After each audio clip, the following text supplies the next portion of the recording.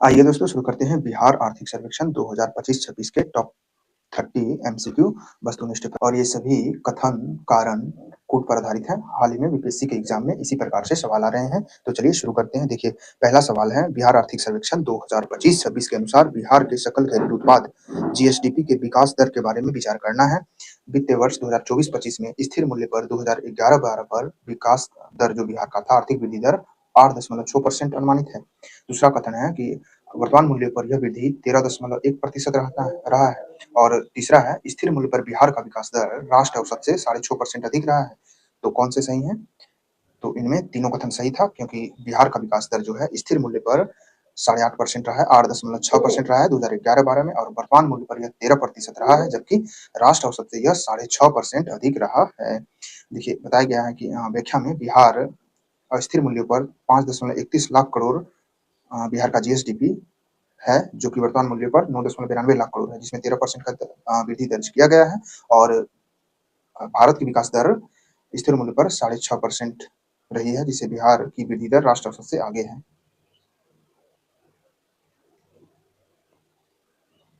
दूसरा सवाल है, इसमें बताना है बिहार के आर्थिक विकास दर के मामले में देश में राज्यों में बिहार का स्थान संदर्भ में विचार करना है। पहला है बिहार देश में आर्थिक विकास दर के मामले में शीर्ष स्थान पर पहुंच गया है। दूसरा है बिहार ने तमिलनाडु के बाद दूसरे स्थान पर विकास दर वाला राज्य गौरव प्राप्त किया है। तो कौन सा सही है इसमें? तो इसमें केवल दो सही है, क्योंकि बिहार ने तमिलनाडु के बाद दूसरा स्थान विकास दर में प्राप्त किया है। तो देश में तीव्र आर्थिक विकास दर वाले राज्यों की सूची में दूसरे स्थान पर बिहार है, न कि पहले स्थान पर, जबकि पहले स्थान पर तमिलनाडु है। इस प्रकार से तीसरा सवाल बताना है।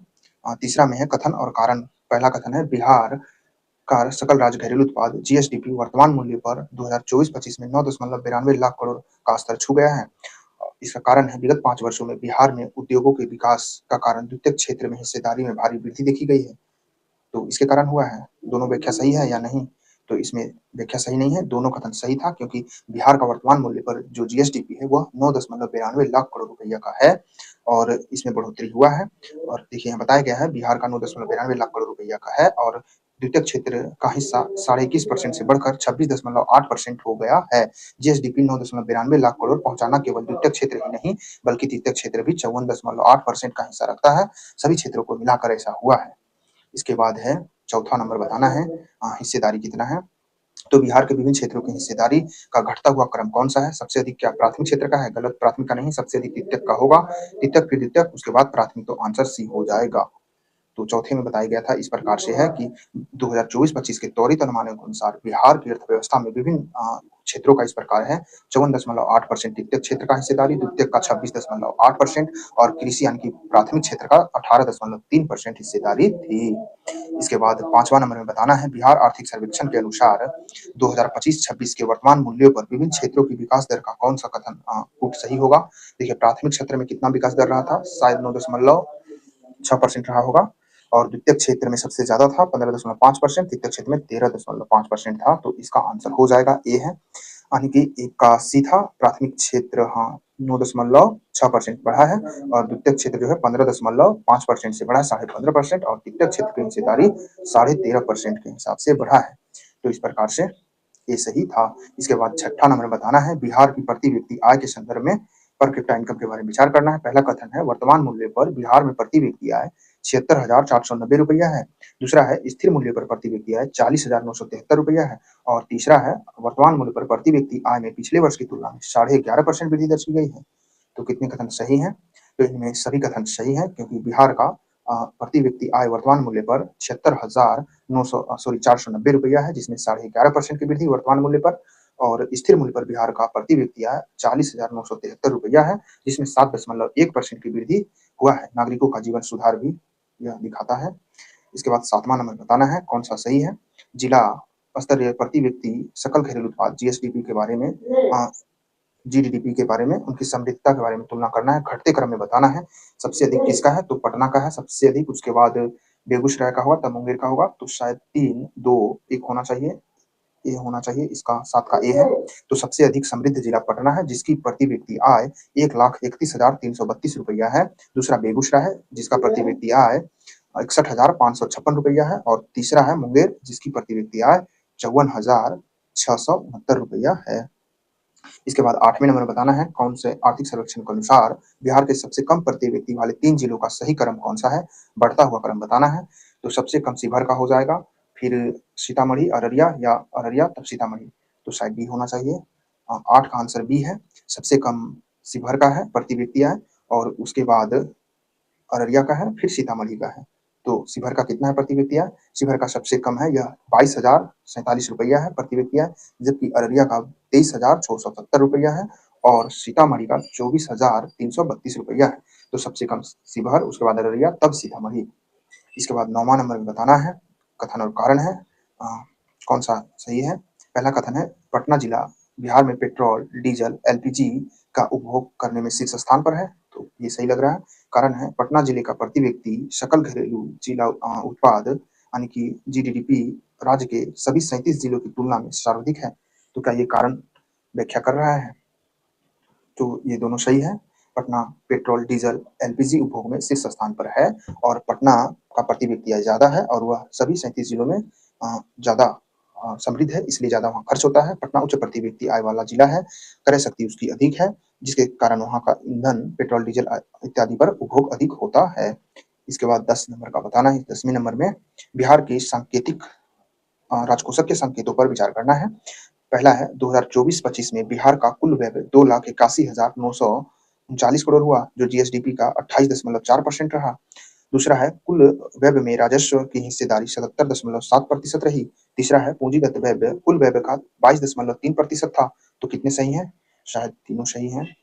तो इसका आंसर तीनों सही है क्योंकि बिहार का कुल व्यय जो है 2,81,939 करोड़ यानी कि जीएसडीपी का 28.4% हुआ है और कुल व्यय में राजस्व व्यय की हिस्सेदारी 77.7% रही है और कुल व्यय में पूंजीगत व्यय 22.3% रहा है। तो राजकोषीय आंकड़ों के अनुसार 2.81 लाख करोड़ था बिहार का राजकोषीय खर्च और इसका राजस्व व्यय हुआ है 2,19,000 करोड़ जो 77.7% और पूंजीगत व्यय है 62,924 करोड़ जो 22.3% रहा है। यह ढांचागत परिसंपत्तियों के निर्माण की गति को दर्शाता है। इसके बाद 11वां सवाल बताना है कौन सा सही है। राजकोषीय संकेतक और राशि सकल राजकोषीय घाटा कितना करोड़ रहने का अनुमान है और प्राथमिक घाटा कितना रहने का अनुमान है और राजस्व घाटा कितना प्रतिशत रहने का अनुमान है। तो इसमें हमें लग रहा है ये होगा राजस्व घाटा शायद 357 करोड़। तो इसका आंसर हो जाएगा आप लोगों को, ए हो जाएगा। एक का बी है 4.2% और 2 का सी है 2.2% और 3 का ए है। तो राजस्व घाटा 357 करोड़ रहने का अनुमान है और प्राथमिक घाटा 2.2% बिहार का और सकल राजकोषीय घाटा 4.2% रहेगा। तो आर्थिक सर्वेक्षण के अनुसार बिहार का 2024-25 में राजकोषीय घाटा जीडीपी का 4.2% था 41,223 करोड़ और प्राथमिक घाटा 2.2% था और राजस्व घाटा 357 करोड़ था। इसके बाद 12वां नंबर बताना है सकल नियत पूंजी निर्माण के बारे में जिसे gross fixed capital formation GFCF कहते हैं। पहला है 2024-25 में बिहार में जीएफसीएफ 34,905 करोड़ अनुमानित है जो जीएसडीपी का 3.5% है। दूसरा है पिछले 5 वर्षों में बिहार में सकल नियत पूंजी निर्माण की राशि दोगुनी हो गई है। तो कौन सा सही है? इसमें दोनों सही है। बिहार का जो सकल नियत पूंजी निर्माण जो है यह 34,905 करोड़ अनुमानित है जो जीएसडीपी का 3.5% है सकल नियत पूंजी निर्माण और 5 वर्षों में सकल नियत पूंजी निर्माण जो है दोगुनी हो गई है। तो यह कितना हो गया है 17,416 करोड़ से बढ़कर 34,905 करोड़ हो गया है, इसलिए दोगुना हो गया है। इसके बाद 13वें नंबर में बताना है कौन सा सही है। बिहार में ऋण और देनदारियों के संदर्भ में विचार करना है। कथन है कि 2024-25 में बिहार की कुल बकाया देनदारी जीएसडीपी का 37.7% पहुंच गई है। राज्य सरकार ने बुनियादी ढांचे के विकास हेतु 2024-25 में कुल 66,049 करोड़ का ऋण लिया है। तो क्या ये दोनों पुष्टि कर रहे हैं कथन और कारण का? तो दोनों सही है और व्याख्या भी सही क्योंकि सरकार ने 2024-25 में कुल बकाया देनदारी सरकार के पास 37.7% थी। कारण है राज्य ने बुनियादी ढांचे विकास हेतु 2024-25 में 66,049 करोड़ रुपए लिया था जो कथन की पुष्टि कर रहा है। राज्य में बताया जा रहा है 2024-25 में कुल देनदारियां 3,74,134 करोड़ था जो 37.7% जीएसडीपी का है बिहार का देनदारियां और चालू वर्ष में पूंजी निर्माण और विकासात्मक परियोजनाओं के लिए 66,000 करोड़ का ऋण लिया है बिहार सरकार ने।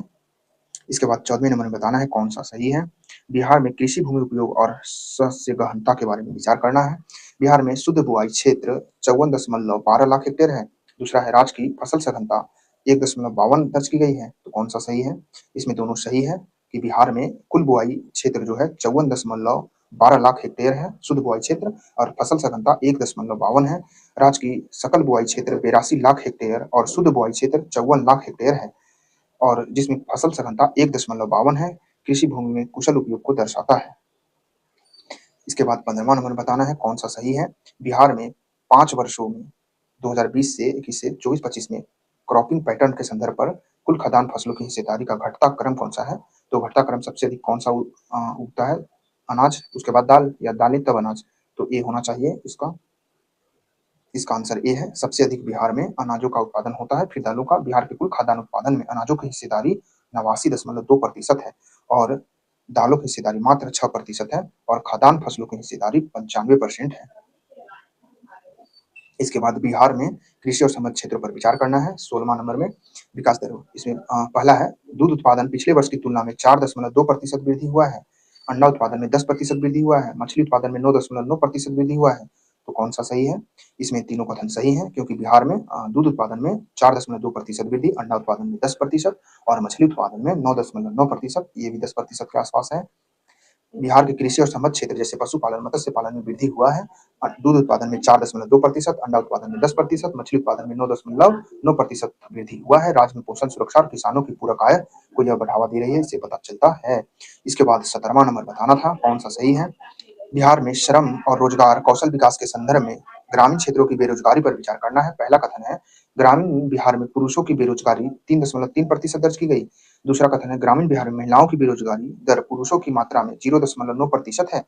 तो कौन सा सही है? तो इनमें दोनों कथन सही है क्योंकि बिहार में ग्रामीण क्षेत्रों में पुरुषों की बेरोजगारी दर 3.3% है, महिलाओं से ज्यादा है ग्रामीण में पुरुषों की बेरोजगारी दर, जबकि ग्रामीण में महिलाओं की बेरोजगारी दर पुरुषों से कम है, मात्र 0.9% है। तो दोनों कथन सही है।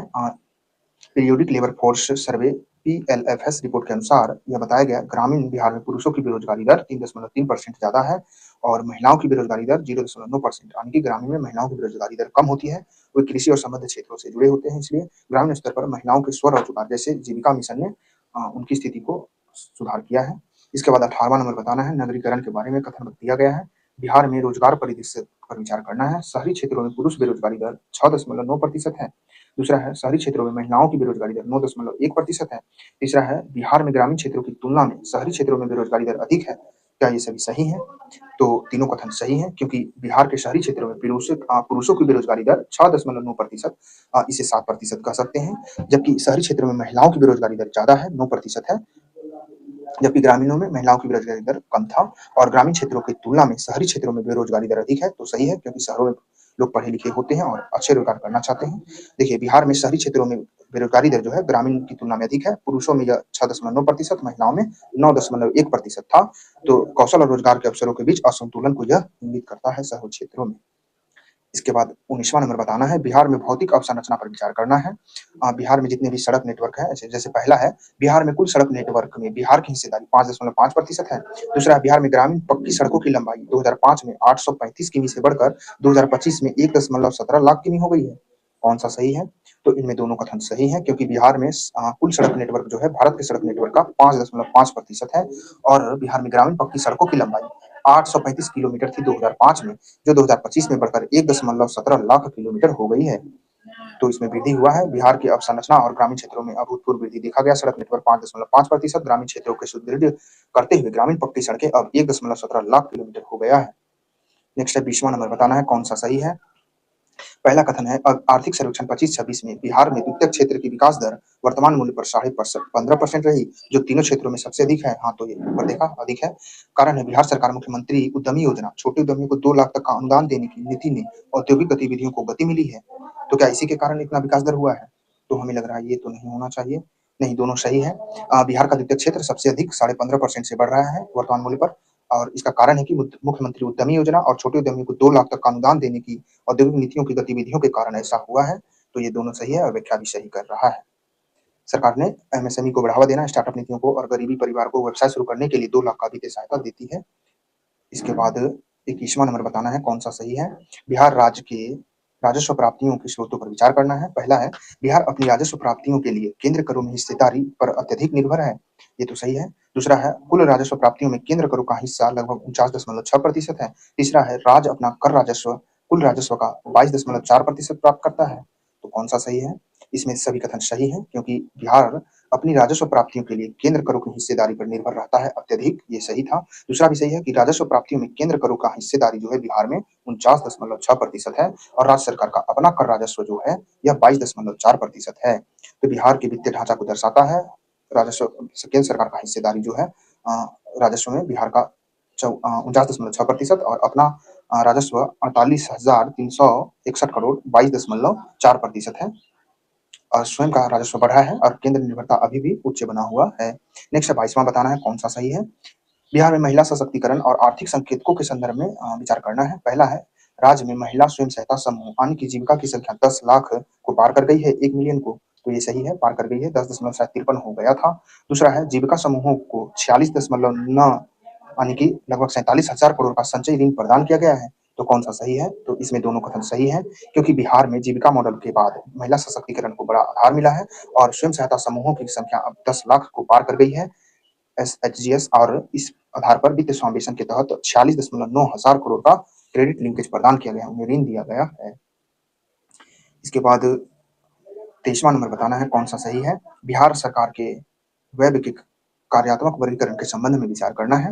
पहला है, कुल सामाजिक और आर्थिक सेवाओं पर व्यय विकासात्मक व्यय का हिस्सा होता है। दूसरा है, बिहार सरकार ने अपने कुल व्यय का सर्वाधिक हिस्सा सामाजिक सेवाओं पर खर्च करती है।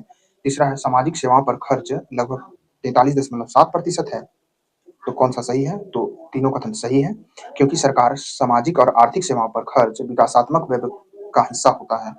तो सरकार जो आर्थिक और सामाजिक सेवा पर खर्च करती है वह विकासात्मक व्यय का ही हिस्सा होता है। बिहार सरकार अपने कुल व्यय का सबसे अधिक सामाजिक सेवाओं पर खर्च कर रही है, सोशल सर्विसों पर, और सामाजिक सेवाओं पर यह खर्च 43.7% है। तो देखिए यहाँ बताया गया है कि व्यय के आवंटन में सामाजिक सेवा मतलब शिक्षा, स्वास्थ्य और आदि पर 43.7% सबसे अधिक।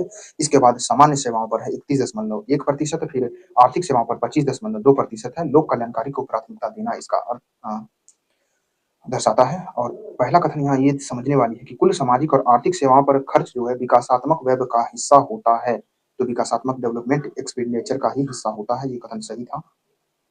नेक्स्ट है, बिहार बजट और आर्थिक सर्वेक्षण के अनुसार प्रतिबद्ध व्यय के संदर्भ में विचार करना है। पहला है, प्रतिबद्ध व्यय के अंतर्गत वेतन, पेंशन, ब्याज भुगतान शामिल होता है। दूसरा है, बिहार का प्रतिबद्ध खर्च जो है उसकी कुल राजस्व प्राप्तियों का लगभग 41% है। तीसरा है, राजस्व प्राप्तियों में वेतन का हिस्सा 18% और पेंशन का हिस्सा 14% अनुमानित है। तो कौन सा कथन सही है? तो इसमें भी तीनों कथन सही थे क्योंकि बिहार सरकार का प्रतिबद्ध खर्च जो है वेतन, पेंशन, ब्याज भुगतान में शामिल होता है। प्रतिबद्ध खर्च में बिहार का प्रतिबद्ध खर्च कुल राजस्व प्राप्तियों का लगभग 41% है प्रतिबद्ध खर्च, और राजस्व प्राप्तियों का वेतन का हिस्सा जो है इसमें राजस्व प्राप्तियों में वेतन का हिस्सा 18% और पेंशन का हिस्सा 14% है। तो यानी कि पेंशन से ज्यादा वेतन पर खर्च करती है बिहार सरकार। बिहार सरकार का प्रतिबद्ध खर्च बाध्यकारी वित्तीय देनदारियां होती हैं, इसीलिए इसे प्रतिबद्ध खर्च कहा जाता है। विकासात्मक योजनाओं के लचीलेपन को सीमित करती है यह। और बिहार का प्रतिबद्ध खर्च जो है 41% है, प्रतिबद्ध खर्च है, और जिसमें वेतन 18% और 14% पेंशन और ब्याज भुगतान 9% है। इसके बाद 25वां बताना है कौन सा सही है। बिहार आर्थिक सर्वेक्षण के अनुसार शहरी क्षेत्रों में जीविका स्वयं सहायता समूहों के विस्तार के संबंध में विचार करना है। एक है, पहला कथन है कि ग्रामीण क्षेत्रों में अपार सफलता के बाद जीविका समूह का विस्तार अब शहरी क्षेत्रों में भी किया जा रहा है, तो किया जा रहा होगा। दूसरा कथन है, इसका मुख्य उद्देश्य शहरी गरीबी महिलाओं को आर्थिक सुरक्षा प्रदान करना, शहरी महिला बेरोजगारी दर जो 9.1% है उसको कम करना। तो दोनों सही है क्योंकि ऐसा कोई भी सरकार करना चाहेगी। शहरी क्षेत्रों में उच्च महिला बेरोजगारी दर 9% है, इसको देखते हुए अब जीविका का विस्तार शहरी क्षेत्रों में भी किया जाएगा। नेक्स्ट 26वां बताना है कौन सा सही है। बिहार में बैंकिंग और वित्तीय समावेशन पर विचार करना है। पहला कथन है, 2024-25 तक राज्य के कुल बैंक जमा राशि 5.27 लाख करोड़ पहुंच गई है। दूसरा, बैंकों का वितरित कुल ऋण राशि 2.97 लाख करोड़ दर्ज किया गया है। तो इसमें भी दोनों कथन सही था। बिहार का 2024-25 तक राज्य में कुल बैंक जमा राशि 5.27 लाख करोड़ पहुंच गया है और बैंकों द्वारा वितरित ऋण जो है लगभग 3 लाख करोड़ 2.97 लाख करोड़ हो गया है। राज्य में वित्तीय समावेशन राज्य में वित्तीय समावेशन बैंकिंग गतिविधि में तेजी आया है, जहां जमा राशि 5.27 लाख करोड़ हो गया है और बैंकों ने ऋण 2.97 लाख करोड़ का बाँटा है। इसमें राज्य ने क्रेडिट डिपॉजिट राशियों में भी सुधार को दिखाता है, सीडी में भी सुधार हुआ है। इसके बाद 27वां बताना है कौन सा सही है, कथन और कारण व्याख्या कर रहा है या नहीं। तो पहला कथन है 2025-26 में बजट के अनुमानों में बिहार सरकार ने 8,831 करोड़ के राजस्व अधिशेष का लक्ष्य रखा है। कारण है 2024-25 के संशोधित अनुमानों में राज्य को 36,788 करोड़ का भारी राजस्व घाटा उठाना पड़ा था, जिससे उबरने के लिए राजकोषीय के उपाय किए गए हैं। तो कौन सा सही है? तो इसमें दोनों सही है और व्याख्या भी सही है। 2025-26 के बजट के अनुमानों में बिहार सरकार को 8,831 करोड़ का राजस्व अधिशेष का लक्ष्य रखा था। 25-26 के बजट में 8,831 करोड़ का, 24-25 में संशोधित अनुमानों में राज्य को 36,788 करोड़ का भारी राजस्व घाटा उठाना पड़ा था और इसे उबरने के लिए राजकोषीय उपाय किया गया था। ऐसा तो देखिए बताया गया है कि 24-25 में 36,788 करोड़ राजस्व घाटे के बाद सरकार ने 2025-26 में राजस्व व्यय को नियंत्रित करके जीएसडीपी का 0.8% 8,831 करोड़ राजस्व अधिशेष प्राप्त करने का कड़ा राजकोषीय लक्ष्य निर्धारित किया था। तो ये राजस्व व्यय है 0.8%, 8,831 करोड़। फिर 28वां नंबर में बताना है कौन सा सही है।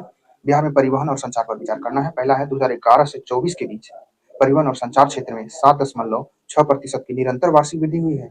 दूसरा, भौतिक अवसंरचना के विकास में सड़क के साथ साथ डिजिटल कनेक्टिविटी पर भी विशेष बल दिया गया है। तो दोनों कथन सही है, दोनों कथन सही है। इसके बाद इसका व्याख्या भी सही दिया गया है कि बिहार में परिवहन और संचार क्षेत्र में सेवा क्षेत्र में रीढ़ है। 11 से 24 के दौरान औसतन 7.6% से वृद्धि देखा गया है परिवहन संचार में। इसके बाद 29वां नंबर सवाल है कौन सा सही है। बिहार के गैर राजस्व कर के बारे में बताया गया है। पहला है 23-24 में राज्य का अपना गैर कर राजस्व 5,257 करोड़ था। पिछले वर्ष में 4135 करोड़ की तुलना में 27.1% की उच्च वृद्धि देखी गई है। तो कौन सा सही है? तो यो सही है, क्योंकि बिहार सरकार 2023-24 में राज्य का अपना इसका गैर राजस्व जो था, गैर कर राजस्व 5257 करोड़ था और पिछले वर्ष 4135 करोड़ की तुलना में 27% का वृद्धि हुआ है। बिहार का अपना राजस्व आधार पर मजबूत करने के साथ साथ गैर कर स्रोतों जैसे गैर कर स्रोतों में खनन, पर्यावरण शुल्क, सिंचाई शुल्क आता है। इसमें 27.1% की वृद्धि हुआ है। फिर लास्ट और 30वां सवाल है बिहार आर्थिक सर्वेक्षण का, ये अंतिम सवाल है। 2025-26 में बिहार सरकार के राजकोषीय के घाटों पर विचार करना है। पहला है 2025-26 के लिए राजकोषीय के घाटा 32,718 करोड़ लक्षित है। दूसरा, लक्षित राजस्व घाटा अनुमानित जीएसडीपी का 3% है।